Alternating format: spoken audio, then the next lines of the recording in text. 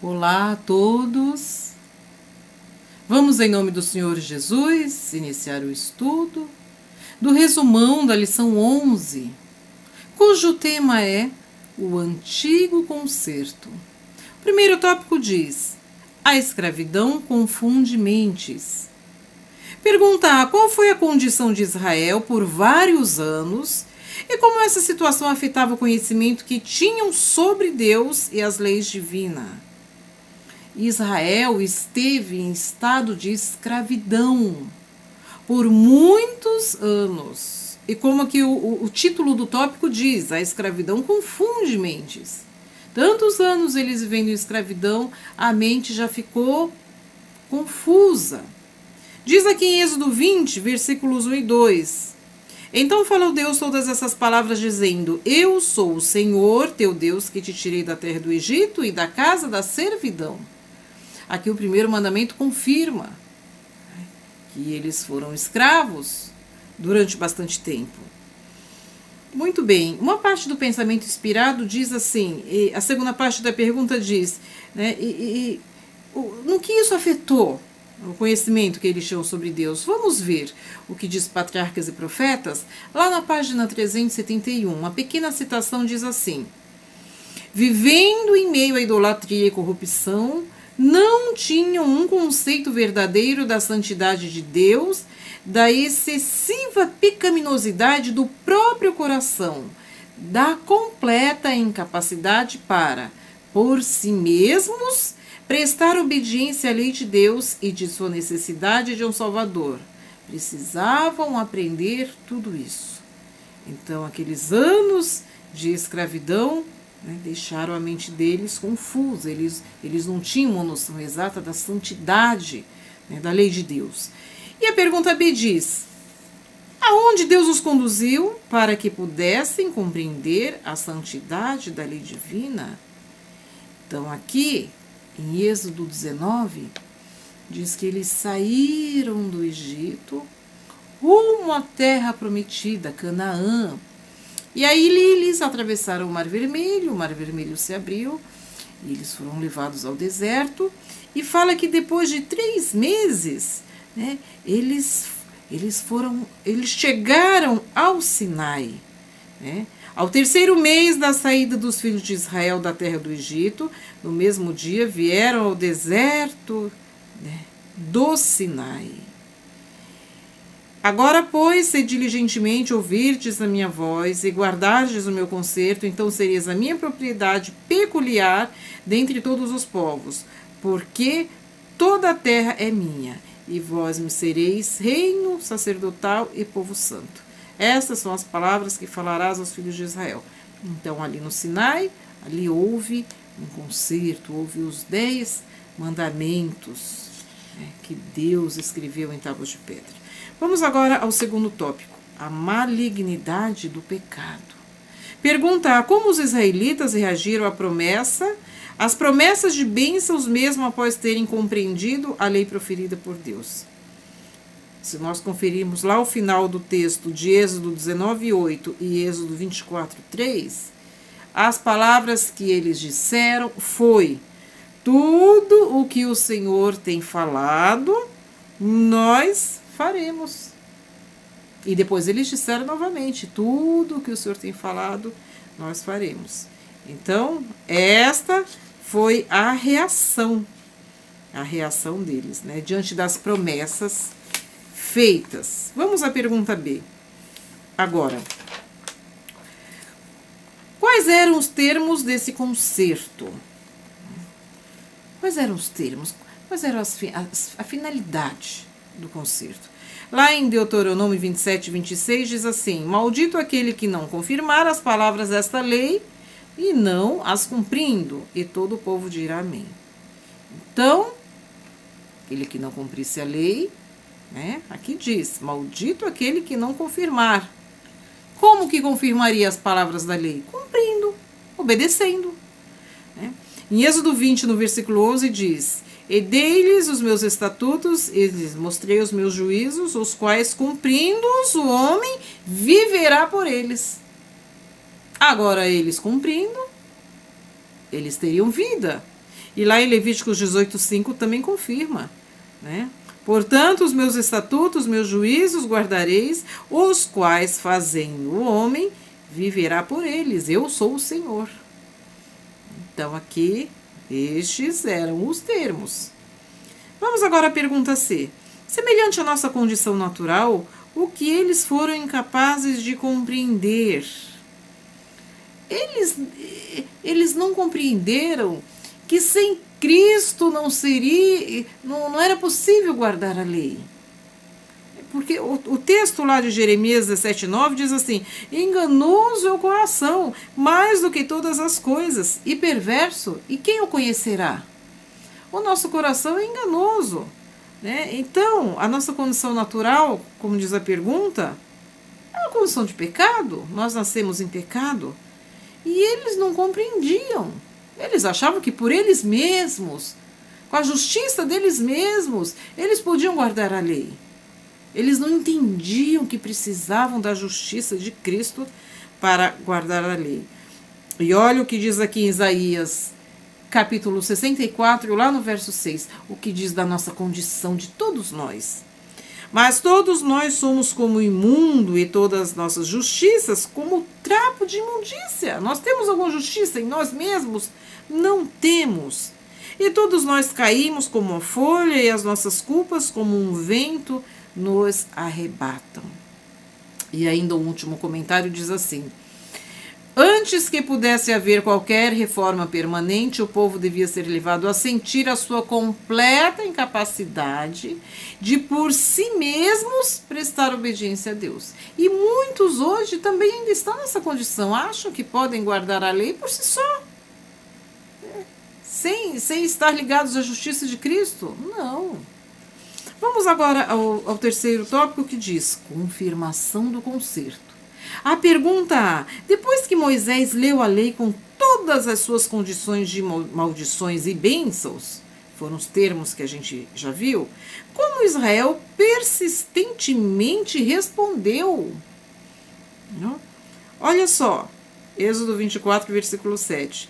E tomou o livro do concerto e o leu aos ouvidos do povo, e eles disseram, novamente: tudo que o Senhor tem falado, faremos e obedeceremos. Então, aqui, a mente do povo estava cegada e corrompida pela escravidão. Não estava preparada para apreciar completamente os princípios de grande alcance dos 10 preceitos de Deus. Eles não sentiam a necessidade de Cristo para guardar a lei. Eles queriam guardar pela sua própria justiça. A pergunta B: o que se fez imediatamente para demonstrar a seriedade de tal acordo? Aqui em Êxodo 24, versos 6 e 8, diz que Moisés tomou a metade do sangue, ali houve um sacrifício, né? A metade do sangue e pôs em bacias, e a outra metade do sangue espargiu sobre o altar. Versículo 8: então tomou Moisés aquele sangue e o espargiu sobre o povo, e disse: eis aqui o sangue do concerto que o Senhor tem feito convosco sobre todas essas palavras. E aqui o pensamento inspirado ainda diz, olha só, ali o povo recebeu as condições do concerto, fizeram um pacto. A pergunta diz, o que se fez? Ali houve um pacto, né? Eles foram orientados sobre as condições do concerto, as bênçãos e as maldições. Então foi feito um pacto com sangue, né? Fizeram um pacto solene com Deus, simbolizando a aliança feita entre Deus e todo crente em Jesus Cristo. As condições foram claramente apresentadas ao povo. Não receberam a permissão de interpretá-las mal. Então o povo tinha plena consciência das condições. Quarto tópico: uma geração perdida. Perguntar o que aconteceu com a grande maioria da nação de Israel pelo fato de não terem entendido a própria incapacidade de salvarem a si mesmos e de guardar perfeitamente a lei sem ajuda divina. O que aconteceu aqui com a grande maioria? E foi quase a totalidade. Eles morreram no deserto e eles foram avisados disso. Deus havia falado com eles, através de Moisés, que eles não entrariam na terra que eles morreriam no deserto. Isso daqueles que saíram, né? Saíram do Egito. Somente 2 de toda aquela multidão que saiu do Egito, aquela grande multidão, somente 2 entraram na terra prometida em Canaã, Josué e Caleb. Lá em Números, no capítulo 26, versículos 63 a 65, confirma, né? Muito bem. Agora vamos à pergunta B. Nesse antigo concerto, o problema estava com Deus ou com o povo? O problema estava com o povo. Deus não tem problema. Deus é a solução dos nossos problemas. O problema estava no coração endurecido do povo, né? Até pela escravidão, pela murmuração. Deus é o dono da sabedoria. Vamos ver aqui em Hebreus capítulo 8, versículo 8, que diz assim: porque repreendendo-os lhes diz, eis que virão dias, diz o Senhor, em que com a casa de Israel, né, e com a casa de Judá estabelecerei um novo concerto. Então, o povo não entendeu aquele antigo concerto. Então Deus falou, então vamos estabelecer um novo concerto, né? Porque por causa da teimosia, o povo confiando em sua justiça própria. E para fecharmos aqui essa parte, ainda diz assim: o que representa a miséria e a nudez daqueles que se sentem ricos e enriquecidos de bens? Aqui é uma pergunta. Agora, a resposta é a falta da justiça de Cristo. Então, a pessoa pode ter muitos bens terrenos, muita riqueza terrena, mas se não tem a justiça de Cristo, olha só, apesar da riqueza terrena, né, serão considerados miseráveis, nus, né, pobres, cegos. Em sua própria justiça são representados como estando vestidos com trapos de imundícia. Já citamos, né, os trapos de imundícia lá no início. Olha só. E mesmo nessa condição, ainda se gabam de que estão trajando a justiça de Cristo. Pode haver um engano maior do que esse? Isso é um caso muito sério de se pensar. Era o que o povo tinha lá, quando eles falavam, olha, nós, tudo que o Senhor disser, nós faremos, nós cumpriremos. Então ali eles estavam enganando-se a si mesmo, né? Ele estava ali revestido de sua própria justiça. Vamos ao quinto tópico. É necessário outro conserto. Perguntar, já que o antigo concerto é tão irremediável, que qual era a única promessa que poderia dar esperança àqueles que viviam na época do Antigo Testamento? Né? A única promessa seria de um novo concerto. É como diz o título do tópico, é necessário outro concerto. Então, um novo concerto. Lá em Jeremias 31, no versículo 33, lá no final, vamos ver. Mas este é o concerto que farei com a casa de Israel depois daqueles dias, diz o Senhor. Porei a minha lei no seu interior e as escreverei no seu coração, e eu serei seu Deus e eles serão meu povo. Então esse novo concerto, a lei seria escrita no coração, né, para que o povo sentisse a necessidade da justiça de Cristo. Vamos ver agora a pergunta B. Cite alguns heróis das Escrituras que aceitaram essas promessas de auxílio divino. Aqui em Hebreus, no capítulo 11, versículos de 4 a 32, cita vários heróis das Escrituras, né? Heróis da fé. E aqui fala que eles tinham fé em Cristo, no sacrifício de Cristo. Por isso que eles foram heróis. Porque heróis das Escrituras, porque eles guardaram a lei no coração, como exigia o novo concerto. Então nós podemos citar Abel, lá no início diz, pela fé Abel obedeceu a Deus, né, e fez um sacrifício superior ao de Caim. Podemos citar Enoque também, né, Enoque foi arrebatado, a fé dele foi grande, foi tão grande que ele foi arrebatado aos céus, não passou pela morte.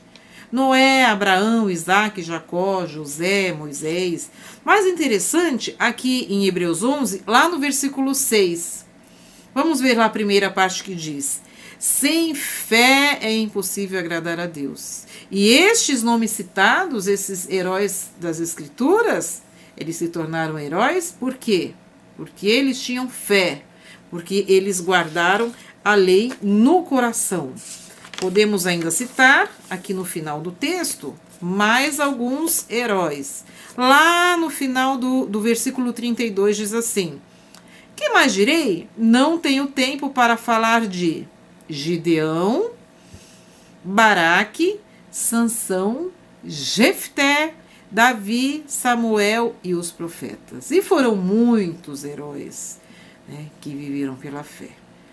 Então, o pensamento inspirado ainda diz que geração após geração os heróis da fé são marcados pela fidelidade a Deus.